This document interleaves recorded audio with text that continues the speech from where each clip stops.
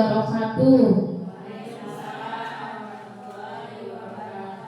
Yang terhormat Bapak Kepala Sekolah, yang terhormat Bapak beserta Ibu Guru SDN 3 Surabaya dan adik-adik mahasiswa dari kampus Al-Kibari. Alhamdulillah pada kesempatan yang berbahagia ini kita bisa berkumpul dalam acara aksi nyata dari calon guru penggerak angkatan 10 yang pertama-tama marilah kita panjatkan puji serta syukur, marilah kita panjatkan kehadiran Allah Subhanahu wa taala. Shalawat beserta salam kita curahkan kepada junjungan kita Habibana wa Nabiyana Muhammad sallallahu alaihi wasallam. Menginjak acara selanjutnya, yaitu marilah kita buka acara ini dengan membacakan basmalah bersama-sama. Selanjutnya yaitu kami haturkan kepada Bapak Kepala Sekolah, kepada yang terhormat Bapak Waria Hidayat SPD, kami persilahkan. Assalamualaikum warahmatullahi wabarakatuh. Bapak Ibu Guru yang kami hormati, juga adik-adik mahasiswa yang kami hormati, alhamdulillah pada hari ini tanggal 11 Juni kita bisa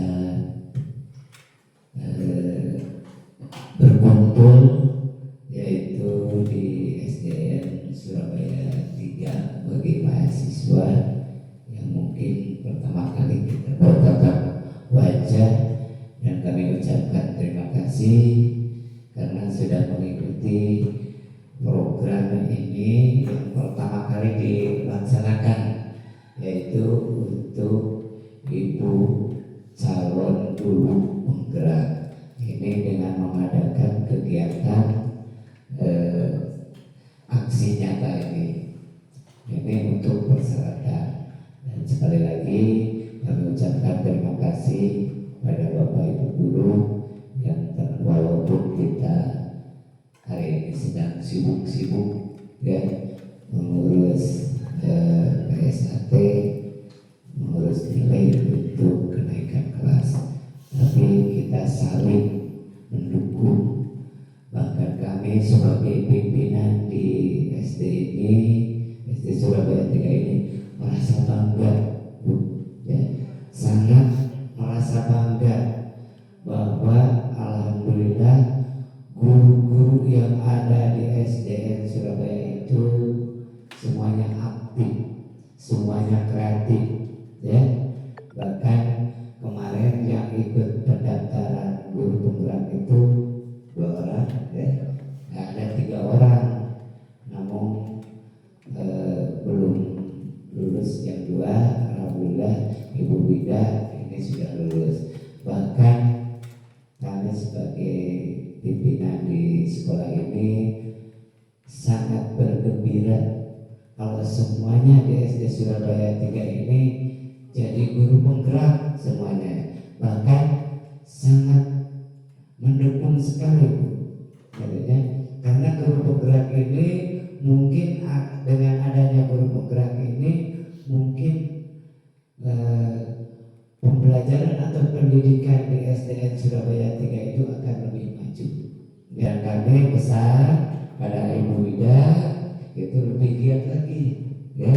Dan apa ilmu-ilmu yang apa didapat dari guru penggerak ini kembangkan dengan sesama teman, ya. Kita berkolaborasi dengan teman-teman, saling mendukung, ya, saling membantu.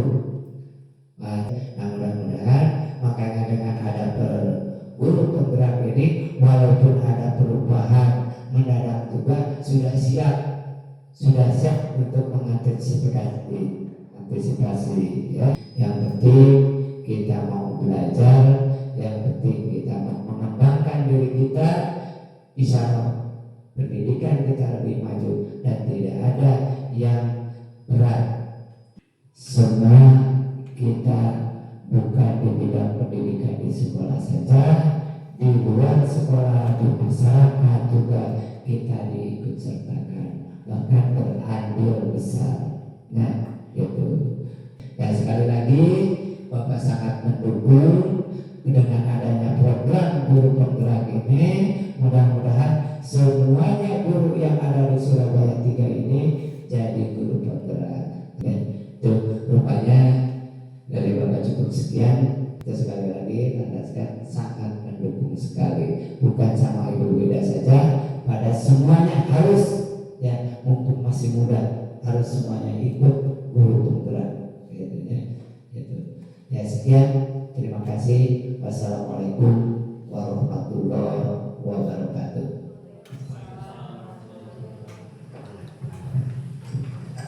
Ya, kami ucapkan terima kasih kepada Bapak Kepala Sekolah yang telah memberikan sambutannya. Terima kasih juga atas segala motivasi dan dukungannya, khususnya kepada saya pribadi. Dan untuk kali ini, saya juga ucapkan terima kasih kepada Bapak Ibu Guru, Bapak Kepala Sekolah, dan juga adik-adik mahasiswa yang bisa ikut serta berpartisipasi dalam salah satu proses dari kegiatan calon guru penggerak. Ya baik, kita langsung ke acara inti ya. Kita mulai. Ini merupakan salah satu aksi nyata modul 1.4 di mana penyampaiannya yaitu adalah tentang budaya positif sekolah. Sebelum ke materi, saya akan mencoba membuat ice breaking. Boleh? Boleh ya. Terima kasih. Kalau begitu kita berdiri ya, biar tidak terlalu tegang.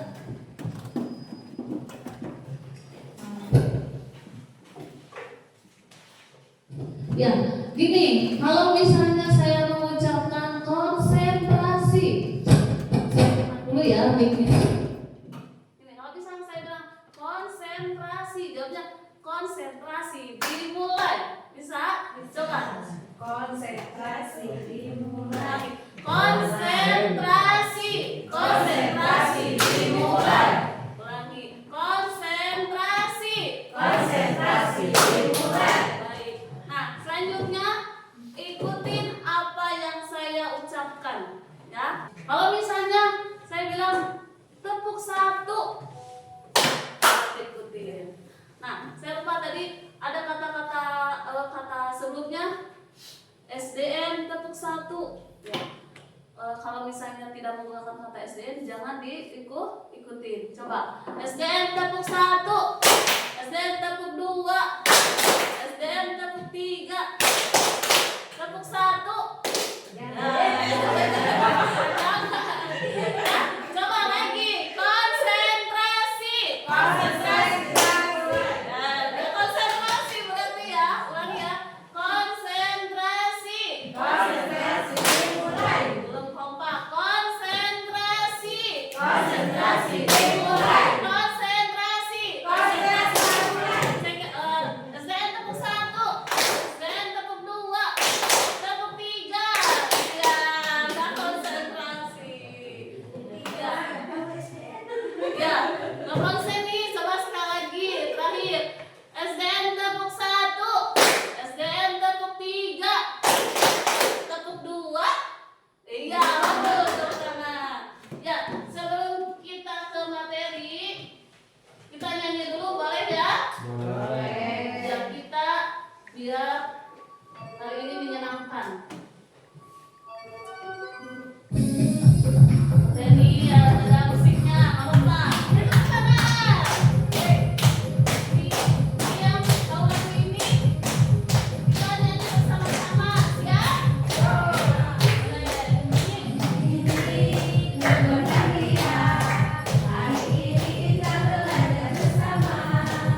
Cikampek, Tasikmalaya, meskipun capek akan ikut.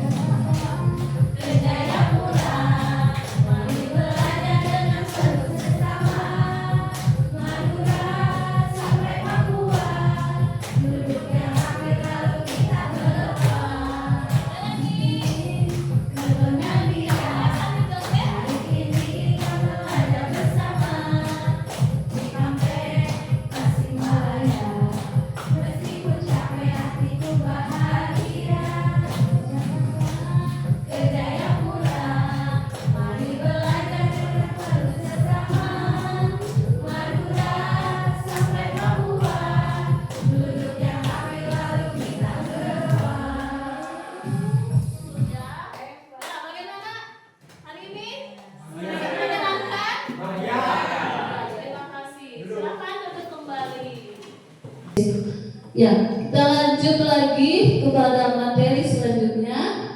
Baik, saya akan mencoba menyampaikan apa yang setelah saya pelajari di modul 1.4 ini, di mana yaitu tentang filosofi pendidikan Ki Hajar Dewantara. Kenalkah dengan sosok tokoh ini? Siapakah dia? Dia adalah seorang tokoh pendidikan. Ki Hajar Dewantara, tujuan dari Ki Hajar Dewantara adalah menuntut segala kodrat yang ada pada anak-anak agar mereka dapat mencapai keselamatan dan kebahagiaan yang setinggi-tingginya, baik sebagai manusia maupun sebagai anggota masyarakat. Ya, ini adalah tujuan paling utama dalam pendidikan itu. Satu, guru sebagai pamong yang menghamba pada anak dengan memperhatikan kodrat alam dan kodrat zaman. Tahukah semboyan pendidikan kita? Tuh, coba yang lengkapnya apa? Iya, selanjutnya dengan menjadikan kasih sayang sebagai ruhnya pendidik. Kita sebagai pendidik di sekolah itu tidak hanya bertugas hanya menyampaikan materi, pembelajaran, berbagai teori, tapi kita juga harus memberikan kasih sayang kepada anak didik kita. Tugas kita itu seperti ibu di rumah, kita akan memberikan kasih sayang. Nah, tidak beda jauh di sekolah kita juga, kita itu sebagai pengganti orang tua, itu memberikan kasih sayang. Selanjutnya, teliti dalam mencari potensi yang dimiliki anak. Setiap anak itu memiliki potensi masing-masing, memiliki potensi yang berbeda. Nah, tugas kita itu mengembangkan potensi yang ada pada anak. Selanjutnya, adil dalam memperlakukan anak. Yang ketika anak memiliki kemampuan yang berbeda, kita juga bukan berarti harus memperlakukan yang sama, tetapi dengan keberbedaan mereka, keberagaman mereka, tugas kita fungsikan. Dimana ketika anak memiliki karakter A, kita harus A. Karakter B, kita harus B. Tidak semua anak disamakan A semua. Ya, seperti itu. Nah, selanjutnya yaitu budaya positif di sekolah dengan adanya nilai-nilai atau keyakinan yang kebiasaan sekolah yang berpihak pada murid agar murid dapat berkembang menjadi pribadi yang kritis, penuh hormat dan bertanggung jawab. Kita juga harus menciptakan lingkungan sekolah yang positif, di mana menanamkan suatu kebiasaan mereka untuk menjadi pribadi yang kritis. Ya, bukan berarti kritis ke hal yang tidak baik, tapi kita menggali anak itu supaya mereka itu ketika ada keinginan mereka itu bisa mengungkapkan. Jadi ada rasa kritis dan penuh hormat serta bertanggung jawab. Selanjutnya budaya positif yang pertama adalah perubahan paradigma stimulus respon. 2. Konsep disiplin positif. 3. Keyakinan kelas. 4. Pemenuhan 5 kebutuhan dasar manusia. 5. Posisi kontrol. Dan terakhir segitiga restitusi. Ini adalah salah satu implementasi dari budaya positif yang akan saya bahas di poin selanjutnya. Ya, budaya positif yang pertama yaitu perubahan paradigma. Apa saja itu? Yaitu untuk membangun budaya positif selaku perlu menyediakan lingkungan yang aman dan nyaman agar murid-murid mampu berpikir, bertindak dan mencipta dengan merdeka, mandiri dan bertanggung jawab. Ya, ini adalah salah satu strategi yang pertama dalam menciptakan budaya positif yaitu perubahan paradigma, di mana kita harus membentuk atau melakukan suatu lingkungan yang aman bagi mereka. Ketika mereka berangkat ke sekolah, mereka itu ada rasa aman, tidak ada ketakutan. Misalnya dari rumah sudah tidak mau berangkat karena ada hal yang ditakuti. Nah, kita itu harus menciptakan lingkungan yang aman. Yang kedua dan nyaman. Ya, dalam satu ketika ada rasa aman, maka selanjutnya rasa nyaman pun mereka akan dapatkan di sekolah. Terus selanjutnya yaitu menciptakan mereka dengan merdeka, mandiri. Jadi tidak ada ketergantungan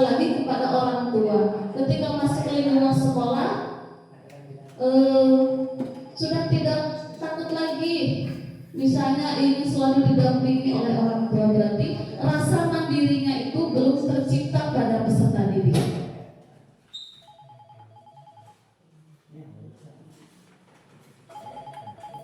Ya baik, selanjutnya pembelajaran dengan paradigma baru, yaitu proses pembelajaran yang dirancang berdasarkan prinsip pembelajaran yang berdiferensiasi sehingga setiap siswa belajar sesuai dengan kebutuhan dari tahap perkembangan untuk mewujudkan profil pelajar Pancasila. Nah, ketika kita menerapkan pembelajaran kepada anak yang memiliki karakter, minat, bakat yang berbeda-beda, kita bisa menggunakan pembelajaran berdiferensiasi. Nah, pembelajaran itu perlu sekali dilakukan, tapi ada beberapa tindakan yang dilakukan oleh guru. Ketika kita ingin melakukan pembelajaran, kita harus tahu dulu karakter si A dan B itu memiliki hal yang seperti apa. Nah, ini hal yang baru tentunya dari kurikulum yang terbaru, yaitu apa? Kurikulum Merdeka, di mana mengimplementasikan tentang profil pelajar Pancasila. Yang pertama apa? Beriman, bertakwa kepada Tuhan Yang Maha Esa dan berakhlak mulia. Saya akan mencoba menjelaskan implementasi dari profil pelajar Pancasila itu. Yang pertama, beriman, bertakwa kepada Tuhan Yang Maha Esa dan berakhlak mulia. Di mana hal ini yaitu pelajar yang berakhlak dalam hubungannya dengan Tuhan Yang Maha Esa. Ia memahami ajaran agama dan kepercayaannya serta menerapkan pemahaman tersebut dalam kehidupan sehari-hari. Ada 5 elemen. Yang pertama, akhlak yang beragama. Kedua, akhlak pribadi, akhlak kepada manusia, akhlak kepada alam, dan akhlak kepada bernegara. Saya sudah sangat mengapresiasi sekali, khususnya di SDN kita, kegiatan keagamaannya itu alhamdulillah ya. Selain dari pembelajaran dari PAI ya, Bapak Guru PAI, di kelas juga sudah tercipta dengan maksimal, dan juga ada beberapa kegiatan yang salah satu pencerminan dari implementasi profil Pancasila yang pertama, beriman. Salah satunya kegiatan apa yang kita biasa lakukan ya, infak dari Jumat, terus kegiatan sholat duha bersama. Ya alhamdulillah SD kita sudah melaksanakannya dengan baik. Selanjutnya yaitu berkebinekaan global, di mana ini pelajar Indonesia mempertahankan budaya luhur, lokalitas, identitas, serta tetap berpikiran terbuka dan interaksi dengan budaya lain. Ya, ini juga harus terapkan kepada anak, rasa budaya, cinta kita dan anak kita itu harus bisa menghargai, terus mengembangkan apa yang ada di negara kita ataupun budaya luhur yang ada di negara kita. Selanjutnya bergotong royong. Bergotong royong ini adalah kemampuan untuk melakukan kegiatan secara bersama-sama dengan sukarela agar kegiatan yang dikerjakan dapat berjalan lancar, mudah dan ringan. Salah satunya yaitu kolaborasi, kepedulian dan berbagi. Alhamdulillah tidak hanya kepada peserta didik, kita juga sering ya berkolaborasi. Ketika ada hal-hal apa, kita selalu berkolaborasi antar guru dengan kepala sekolah dan juga dengan instansi yang terkait terhadap elemen apa yang dibutuhkan. Terus juga anak juga kita harus ditanamkan kolaborasi kepada anak, kepedulian. Sekarang sudah membumi ya kasus bullying itu karena anak itu tidak ada rasa peduli dengan temannya, karena tidak ada rasa hormat dengan temannya. Maka di sini kita harus tanamkan rasa peduli itu kepada anak. Nah selanjutnya dan terakhir itu berbagi. Ya program ini juga alhamdulillah kita sudah melaksanakannya dengan Jumat Infak ya, kegiatan berbagi. Selanjutnya mandiri. Mandiri yaitu bertanggung jawab atas proses dan hasil belajarnya. Elemen kuncinya itu adanya kesadaran akan situasi yang dihadapi peserta serta regulasi diri. Mandiri ini jadi si anak itu tidak selalu berketergantungan. Mereka itu ketika ada keinginan, ada minat, cukup misalnya berkoordinasi dengan kita, tapi mereka mengembangkan bakatnya dengan sendiri. Selanjutnya bernalar kritis, yaitu di mana suatu yang membangun keterkaitan berbagai informasi. Ya, ini menjadi hal yang signifikan di mana sekarang ini berbagai informasi yang kita terima bukan hanya kita saja, tapi anak yang sudah mulai menggunakan gadget dan juga berbagai macam aplikasi informasi. Ya, kita itu harus bisa menanamkan bagaimana batasan-batasannya, bagaimana cara menerima informasi itu, apakah benar atau tidak, bagaimana penting tidak informasi itu disebarluaskan. Nah, itu adalah salah satu bernalar kritis, di mana harus bisa berpikir apakah hal ini baik atau tidak untuk dilaksanakan. Selanjutnya kreatif. Kreativitas menghasilkan gagasan yang orisinal serta menghasilkan karya dan tindakan orisinal. Si anak itu kreatif ketika pembelajaran.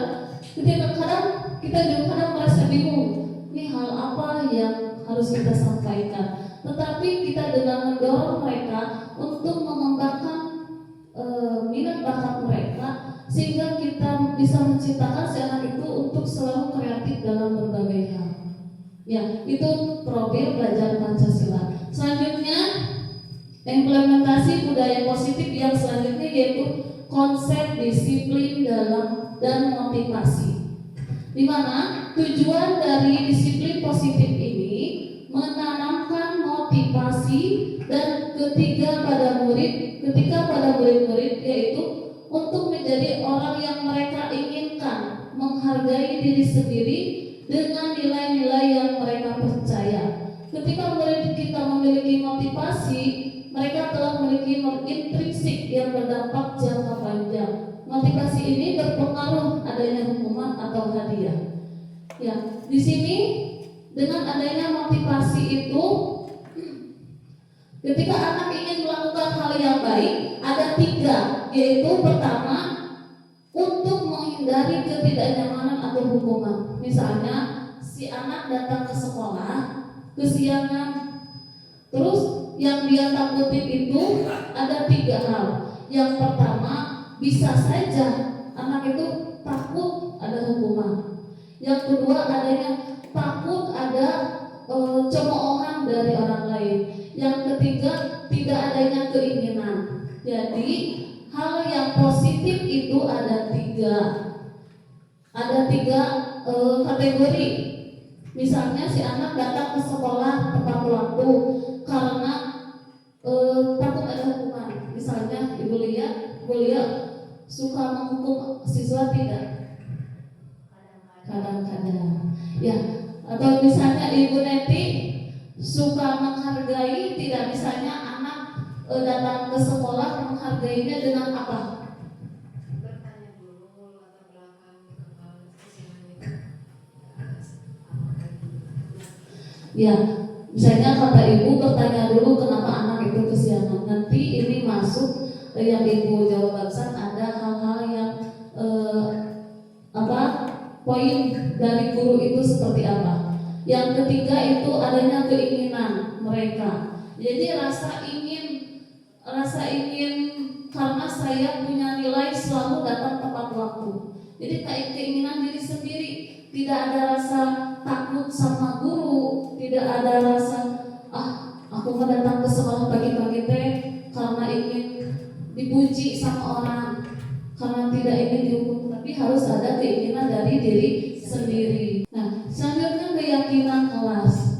Nah, keyakinan kelas lebih memotivasi seorang dari dalam atau motivasi intrinsik.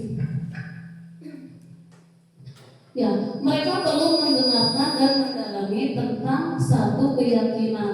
Hal yang dalam pembentukan keyakinan kelas, kemarin saya sudah membentuk atau memimpin membuat keyakinan kelas. Ini adalah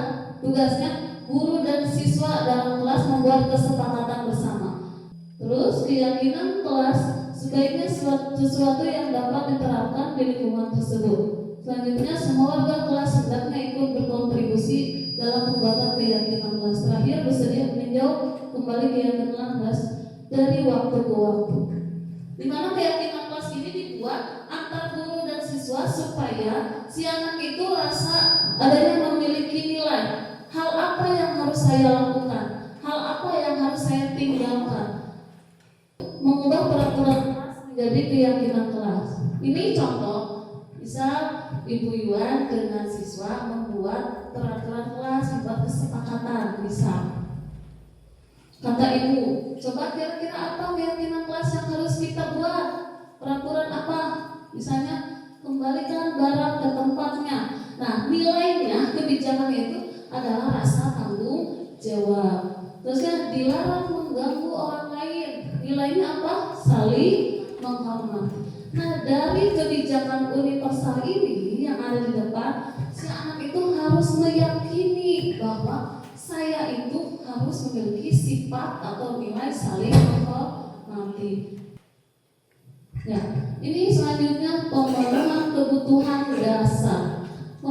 Kita pada kodratnya kita punya kebutuhan. Benar tidak? Punya kebutuhan. Ya, punya. Ini ada 5 kebutuhan kita, kebutuhan dasar kita, yaitu kebutuhan bertahan hidup. Kita perlu makan, kita perlu tidur, kita perlu istirahat. Ya, apa saja sandang, pangan, dan papan. Itu kebutuhan pokok yang kita perlukan.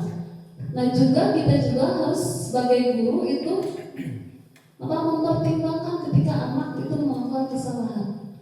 Kita mengingat dari kebutuhan dasar ini. Yang kedua, cinta dan kasih sayang. Harus ke kuliah kita perlu cinta, perlu bisa. Ya, kita perlu cinta kasih sayang. Seperti juga anak. Anak itu kalau tidak punya cinta kasih sayang, akan seperti apa sifat mereka? Yang ketiga, yaitu penguasaan, yaitu kebutuhan pengakuan atau kemampuan. Ketika kita punya kemampuan ini, membuat A, kadang kalau orang tidak menghargai, akan ada rasa apa? Iri, apa? Kecewa, tidak dihargai. Padahal saya tuh punya kemampuan ini loh, tapi kok tidak dianggap, tapi kok tidak dipakai, tidak dihargai. Nah, jadi adanya penguasaan, adanya pengakuan dari orang lain. 4, kebebasan. Kita butuh bebas tidak? Perlu ya, perlu bebas itu. Tapi bebasnya dalam konteks positif. Terus selanjutnya kesenangan. Betul represif? Butuh. Betul healing? Butuh. Ya, kita sebagai guru yang hidup pikuknya sehari-hari dengan permasalahan kepada siswa, kita juga butuh kesenangan. Si anak juga sama butuh kesenangan. Ketika anak punya permasalahan, coba gali ini 5 ini, si anak itu bermasalahnya dari mana? Apakah dari poin 1, 2, atau 3, atau 4? Kita itu harus paham, harus mengerti. Ulah gegeh ya, terus dicarikan si anak. Padahal ada beberapa kebutuhan siswa yang tidak terpenuhi. Ya, ini contoh kasusnya tadi sudah saya. Selanjutnya 5 posisi kontrol. Guru, kita punya posisi kontrolnya ada 5. Hal mana yang kita lakukan? Pertama, penghukum. Pernahkah kita menjadi posisi penghukum? Ketika anak melakukan kesalahan, misalnya diceraikan, diciwil atau diciwit, ya, ditegur. Pernah ya? Sekali kita pernah. Terus membuat orang merasa bersalah. Si anak itu sudah tahu melakukan kesalahan. Tapi sampai salah begini. Si anaknya bukannya merasakan bahwa saya salah, atau misalnya jauh ingin memperbaiki, masih ibu dikasih akan menjadi hati. Nah, membuat merasa bersalah. Ketiga, posisi teman. Karena juga baturan, terus saja ngobrol tanpa memberikan suatu hal yang misalnya untuk mereka ketika si anak melakukan kesalahan tidak ingin anak itu melakukan suatu hal yang baik lagi. Tidak ada rasa bersalah, itu aja sebagai teman. Selanjutnya sebagai pemantau, hanya memantau saja, hanya mengawasi saja. Dan terakhir manajer, mempersilahkan murid untuk mempertanggungjawabkan perilakunya dan mencari solusi. Baik, di sini saya mempunyai tayangan sebuah video di mana salah satu kegiatan guru posisi kontrol yang dilakukan oleh seorang guru ya. Yang pertama sebagai posisi penghukum.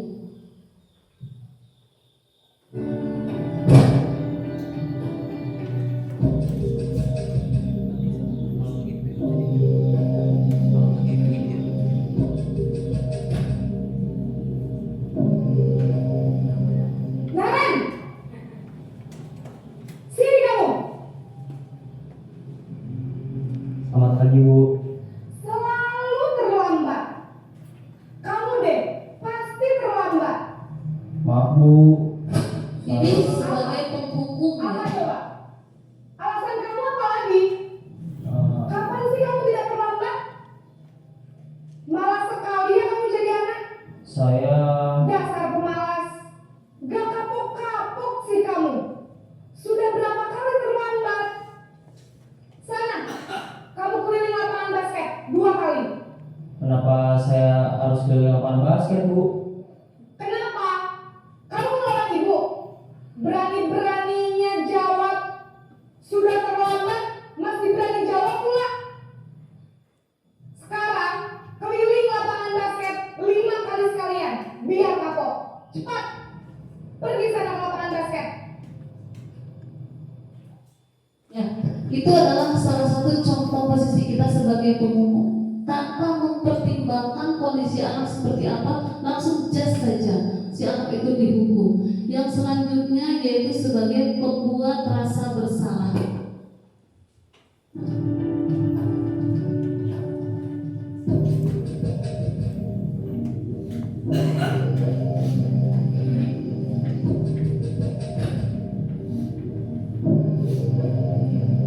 Naren,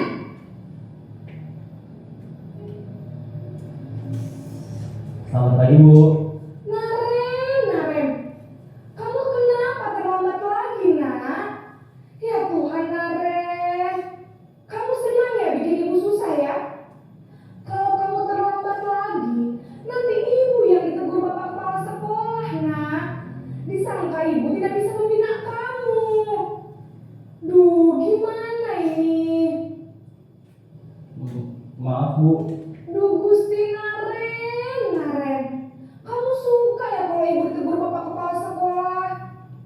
Terus, sekarang ibu harus tulis apa yang di buku absen? Ini kamu sudah sering terlambat loh. Ibu harus apa coba? Maaf, Bu. Maaf sekali. Ya sudah, lain kali jangan bikin ibu susah lagi ya nak ya. Ibu tidak akan kuat lagi kalau kamu begini terus. Bisa jantungan kalau ibu ditegur bapak kepala sekolah. Sana cepat ke kelas. Maaf ya, Bu. Maaf sekali. Ya, di sini coba kira-kira merasa bersalahnya dari kalimat apa? Ya, maaf sekali. Terus si ibu gurunya tadi bilang, bagaimana kalau saya ditegur sama kepala sekolah? Bagaimana sampai jantungan? Si anak itu, oh berarti kelakuan saya membuat ibu jadi terbebani. Ya, seperti itu. Jadi itu merasa bersalah si anak. Selanjutnya yaitu sebagai posisi teman. Coba lihat.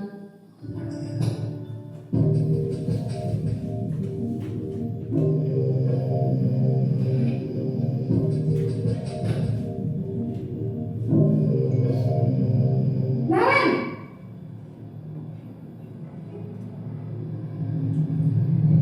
Selamat pagi, Bu. wah sudah jam berapa ini nak? Terlambat lagi ya sayang. Iya, Bu. Habis ibu saya lupa membangunkan saya, Bu. Kamu malah menyalahkan ibu kamu. Kamu bukannya anak yang larinya paling kencang. Kok terlambat sih? Iya, Bu. Saya memang terlambat bangun tadi. Jadi biar walaupun saya lari kencang tetap gak kekejar Bu. Ya sudah sana, nanti lain kali larinya lebih kenceng lagi ya, biar gak terlambat lagi. Bikin seneng ibu, demi ibu, bisa kan? Bisa lah Bu. Ya sudah sana masuk kelas, ibu beresin urusan absen kamu. Kamu ini ada-ada saja. Dari posisi teman ini terlihat dari nada suaranya seakan-akan seperti kepada teman sebaya ya, dan kata-kata sayang dan sebagainya. Ini posisi teman. Yang dilakukan guru selanjutnya yaitu posisi pemantau atau pengawas.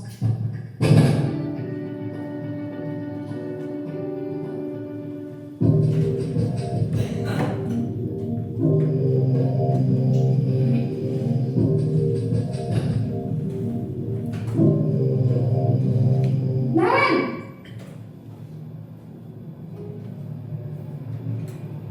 Selamat pagi Bu. Naren, apa peraturan sekolah kita tentang jam berapa kita harus masuk sekolah, nak? Kita harus di sekolah jam 7 Bu. Iya betul, sekarang sudah jam 7.20. Naren sudah tahu konsekuensinya jika terlambat hadir. Paham Bu, saya harus tinggal kelas pas jam istirahat selama 20 menit. Iya benar, konsekuensinya demikian. Jadi nanti jam 9.30 pas istirahat, kamu harus tinggal di kelas, kerjakan tugas tambahan untuk ketertinggalan kamu, ya? Baik Bu. Ya, itu sebagai posisi pemantau. Jadi kita menjelaskan apa yang ada aturan sekolah kita. Terus yang terakhir adalah posisi manajer.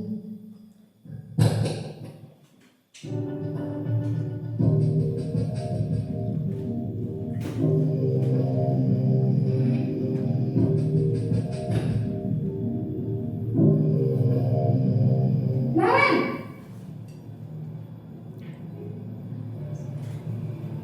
Selamat pagi Bu. Selamat pagi Naren. Maaf Bu, saya terlambat. Iya, sekolah masuknya jam 7, sekarang sudah jam 7.20. Jadi sekarang bagaimana ini Naren? Maaf Bu, saya lupa setel alarm saya semalam. Baiklah, menurut kamu, keyakinan sekolah yang mana yang perlu kamu tingkatkan? Menghargai diri sendiri dan orang lain mungkin ya Bu. Setuju.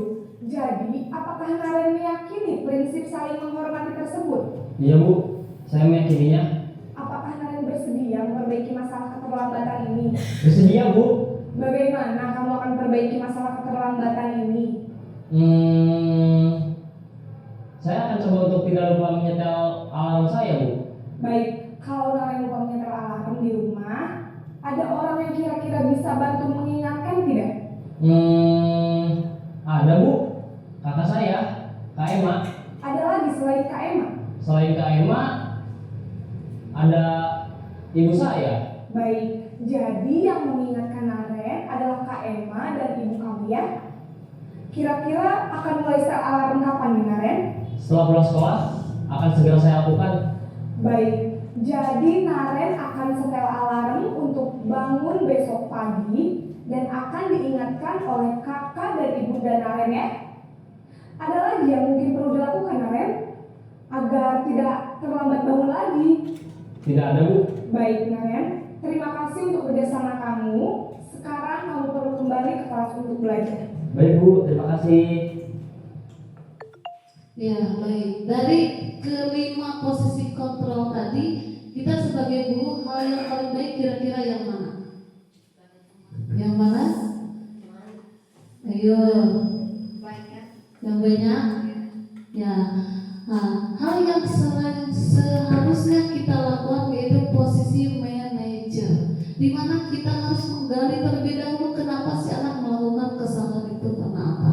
Terus selanjutnya yaitu ada rasa anak itu untuk memperbaiki permasalahan itu. Hal apa yang perlu dilakukan? Terus menanyakan lagi keyakinan.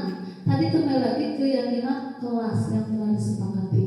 Ya, nah dalam posisi kontrol tadi ada 3, yaitu yang disebut dengan ulangi, mohon maaf, yaitu menstabilkan identitas, validasi tindakan yang salah, dan selanjutnya menanyakan keyakinan. Di mana tahapan ini yang pertama menstabilkan identitas. Jadi si anak itu jangan merasa saya itu melakukan kesalahan itu membuat ibu ketakutan dimarahi kepala sekolah atau sebagainya. Tidak ada manusia yang sempurna. Jadi tidak langsung si anak itu merasa ketakutan karena kesalahan yang dia lakukan. Terus misalnya saya juga pernah melakukan kesalahan seperti itu, tapi di sana tidak stop di sana, tidak berhenti sampai sana. Ada hal lain yang perlu kita lakukan. Validasi tindakan. Contohnya, katanya, tapi saya kamu pasti punya alasan mengapa melakukan hal itu. Jadi ditanya, kenapa si anak ini bisa terlambat sekolah? Kita harus cari tahu apa permasalahan dia melakukan itu. Jadi kita mendengarkan terlebih dahulu penjelasannya. Yang ketiga, menanyakan keyakinan. Nah, di sini keyakinan tadi kan kita harus membuat keyakinan kelas. Nah, di sini juga kepada anak kita tanyakan apakah keyakinan yang kamu miliki ini sudah dilanggar atau tidak. Berarti kalau tidak melakukannya berarti kamu tidak melakukannya. Ya, mungkin seperti itu. Terima kasih ya. Nah, sebelum saya tutup, barangkali ada rekan guru yang ingin menanggapi hasil dari pemaparan yang saya sampaikan di sini. Assalamualaikum warahmatullahi wabarakatuh. Terima kasih kepada Ibu Ida yang telah memberi kesempatan. Ya, mudah-mudahan ini sebagai apa ya, curhatan ya namanya, curhat atau gimana. Sebenarnya itu sudah sangat komplit sekali ya. Itu sesuai dengan pendidikan, yaitu yang tadi sesuai zamannya ya. Sebenarnya di dalam materi tersebut sih kembali lagi ke zaman dulu sebenarnya ya, kebanyakan kebudayaannya.